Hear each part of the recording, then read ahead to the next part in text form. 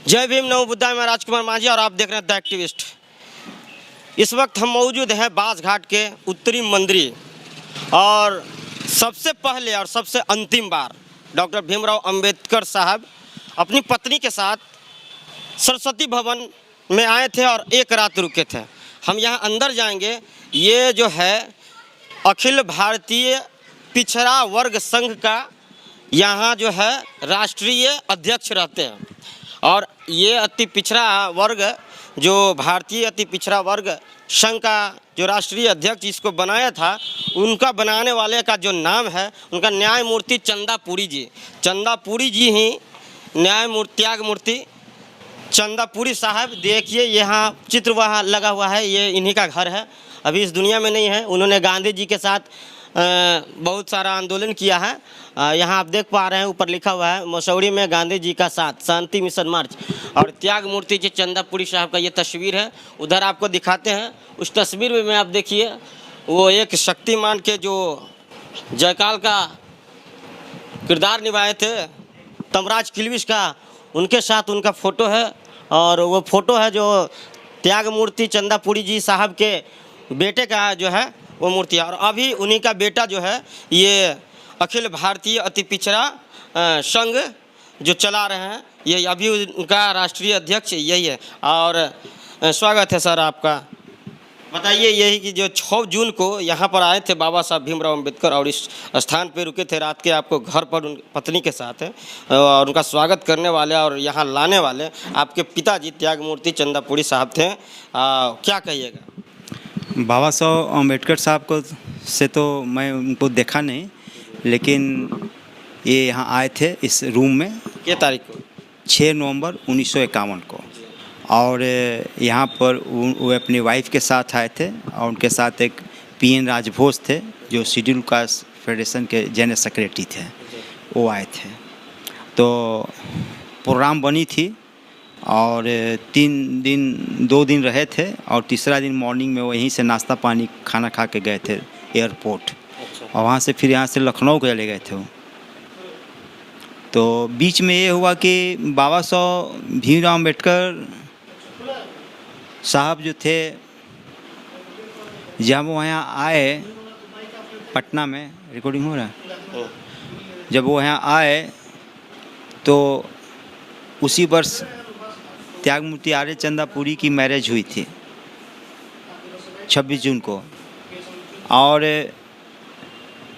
वो नागपुर यूनिवर्सिटी से मेरी मदर पढ़ी थी और ज़्यादातर उनका जीवन महाराष्ट्र में ही कटा था, इसलिए महाराष्ट्रियन लैंग्वेज भी अच्छा बोल लेती थी और वहाँ का डिशेस वगैरह भी बनाती थी। बाबा साहब जब आए थे पटना में तो भाषण भी दिए थे। हाँ।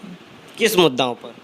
ये backward classes and schedule types के ऊपर उन्होंने भाषण दिया था कि दोनों वर्ग हम लोग 90% हैं और जब हम लोग एक हो जाएंगे तो हम भारत की बागडोर अपने हाथों में लेंगे।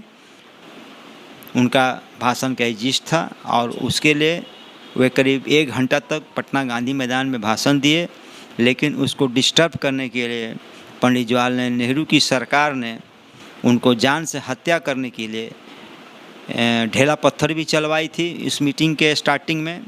और उनको बचाने में आर्य चंदापुरी जी घायल भी हुए थे, लेकिन फिर स्थिति संभली जब ये बोले कि ये बाबा अम्बेडकर की हत्या करने की ये पंडित नेहरू की साजिश है, तो रुक गया। और फिर डीएम, कलेक्टर, एसपी सारे स्टेज में आ गए और इस तरह से स्थिति कंट्रोल में हुई और करीब लगातार वो 1 घंटा भाषण किए। और जैसा कि पेपर में रिकॉर्डेड चीज़ है और जैसा कि हमारे पिताजी बहुत बार इस बातों को चर्चा करते थे कि हम भी नहीं जानते थे कि बाबा साहब अम्बेडकर इतना अच्छा भाषण देंगे। और जब उनकी जो भाषण हुई पटना गांधी मैदान में तो करीब करीब उस समय 50 से 60 हज़ार 1 लाख के करीब आदमी वहाँ जुटे हुए थे। आबादी हाँ, 1 लाख दर्शक आया था देखने के लिए। अच्छा, अभी आप अखिल भारतीय पिछड़ा वर्ग संघ के राष्ट्रीय अध्यक्ष हैं। आपके पिताजी डॉक्टर भीमराव अंबेडकर साहब को और उनके पत्नी को यहाँ लाए थे। आपकी संगठन बाबा साहब भीमराव अम्बेडकर जी के बारे में क्या समझती है, मतलब उनके त्याग बलिदानों को किस नज़र से देखती है? बाबा साहब भीमराव अम्बेडकर साहब के बारे में त्याग मूर्ति चंदापुरी जी, उनके जब मृत्यु हुई 1956 के बाद से लेकर जितने भी लिटरेचर हैं वो सब में बाबा साहब अम्बेडकर की चर्चाएं की, उनके आने के लिए यहाँ के जिक्र किया और बहुत बड़ी बड़ी सभाओं भी की। उसमें बाबा साहब अम्बेडकर के साथ घटित पटना में घटनाओं का वर्णन किया। उन्होंने बाबा साहब अम्बेडकर ने एक बात बोला था, यहाँ बोले थे कि पटना गांधी मैदान में कि हमें पढ़े लिखे लोग जो अनुसूचित जाति के जो लोग हैं वो आज हमारे ऊपर ढेला और पत्थर चला रहे हैं, क्योंकि उन्हीं के समाज के लोगों को, और ख़ास करके यहाँ एक मंत्री थे उस समय, बाद में मंत्री बने थे, उन्हीं के नेतृत्व में बाबा अम्बेडकर की मीटिंग को डिस्टर्ब करने के लिए ठेका दिया गया था। अच्छा। हाँ, और जब ईंट पत्थर चलने लगा तो उन्होंने इशारे में कहा, बिल्कुल सत्य बात कह दिया कि ये लोग कांग्रेस सरकार की तरह और उच्च जातियों की तरह आज ये लोग मुझे गद्दार कह रहे हैं और किसी और के इशारे पर मेरे ऊपर पत्थर और ईंटें की बौछार कर रहे हैं, किंतु इस सदी के अंत तक ये लोग हमें पूजेंगे और हमारी पूजा करेंगे। उनका एक एक वचन सत्य निकला और आज की इस सेंचुरी में जो है बाबा साहब अम्बेडकर की घर घर पूजा हो रही है। आप जिस गली चौराहे पूरे भारतवर्ष में, सिर्फ पटना में ही नहीं, आप जहाँ भी चले जाएं, विदेशों में भी, अमेरिका में भी, जर्मनी में भी, जहाँ भी आप चले जाएं, वहाँ पर बाबा साहब अम्बेडकर खड़ा मिलेंगे।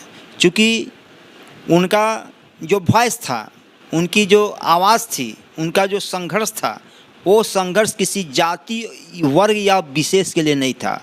उनका वॉइस था पीड़ितों के लिए, शोषितों के लिए, गरीबों के लिए। उनमें जात पात का कोई या धर्म का कोई, उनका पूरा भारत देश के लिए था। पूरा भारत देश नहीं, बल्कि पीड़ित मानवता की सेवा के लिए उनका जन्म हुआ।